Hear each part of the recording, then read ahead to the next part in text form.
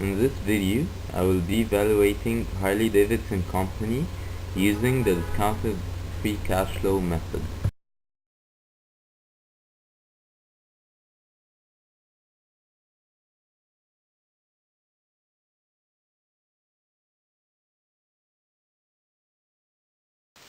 Starting first with the growth rate, which is forecasted depending on the assumption that the company is going to grow organically without the need of any additional funds.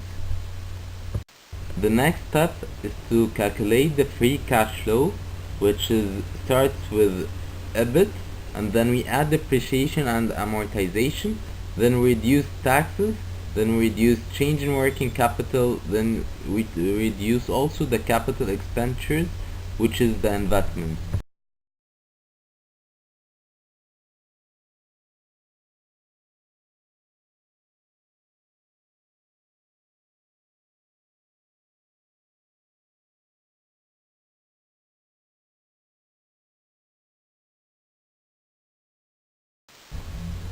The table here is showing the process of calculating the free cash flow for the next 5 years. Also we calculated year 6, which is 2020, to be used in the present value of residuals.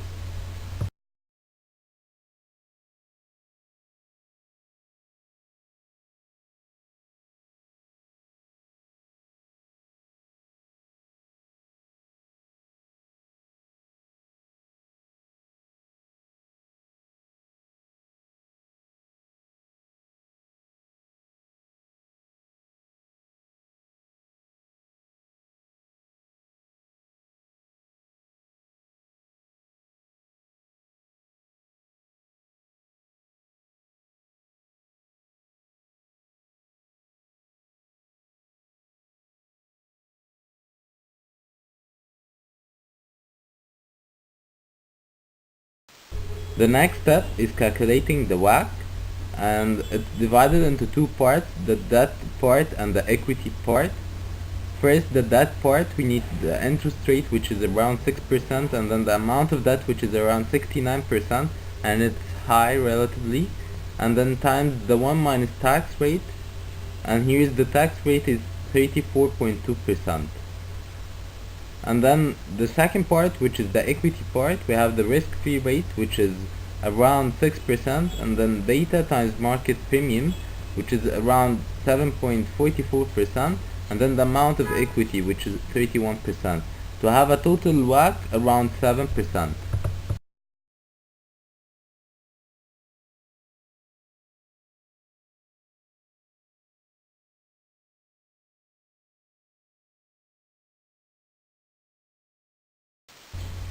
As mentioned before, the valuation method that will be used to calculate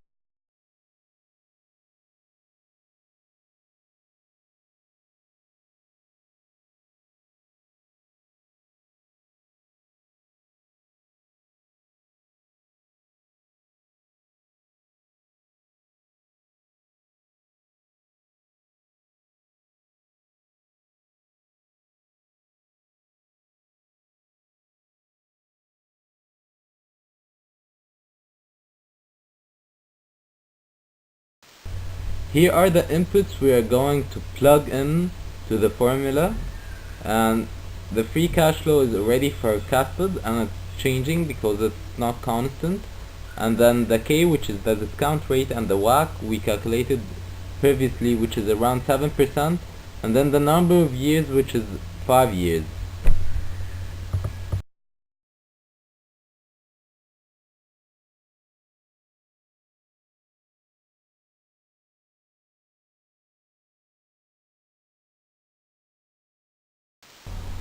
Depending on the sales growth rate, we're gonna project the income statement for the next 5 years using the forecasted sales growth rate.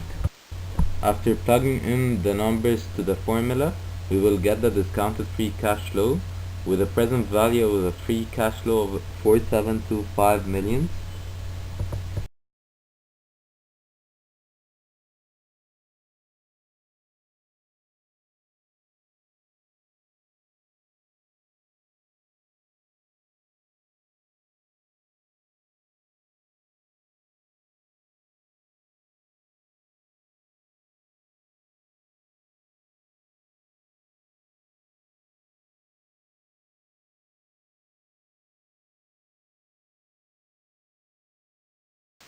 The next step is calculating the second part of present value, which is the present value of residual.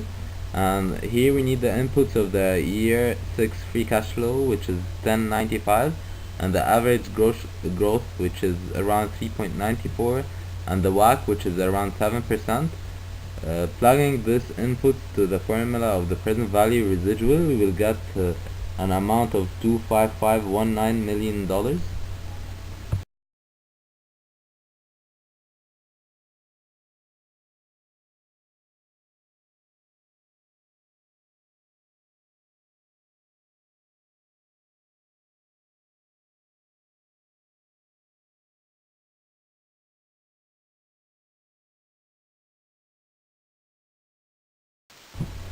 Now calculating the total valuation of the net present value, which is adding the present value of residual and the present value of free cash flow to get a number of $30,244 million. And it's normal that the present value of residual is more than the present value of free cash flow.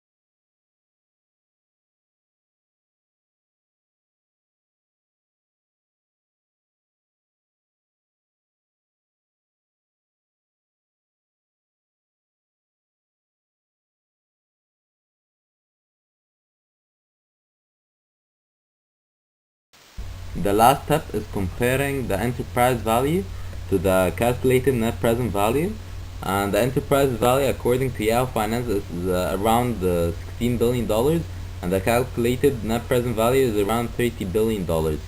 And this big difference could be coming from the growth rate, which is depending on the assumption that we are using an organic growth rate. But still, according to this valuation, the company is undervaluated in the market. So if we're going to suggest to buyers, we're gonna suggest to buy the shares because the company is understated, which means that the company's value or actual value according to this valuation is more than the market value.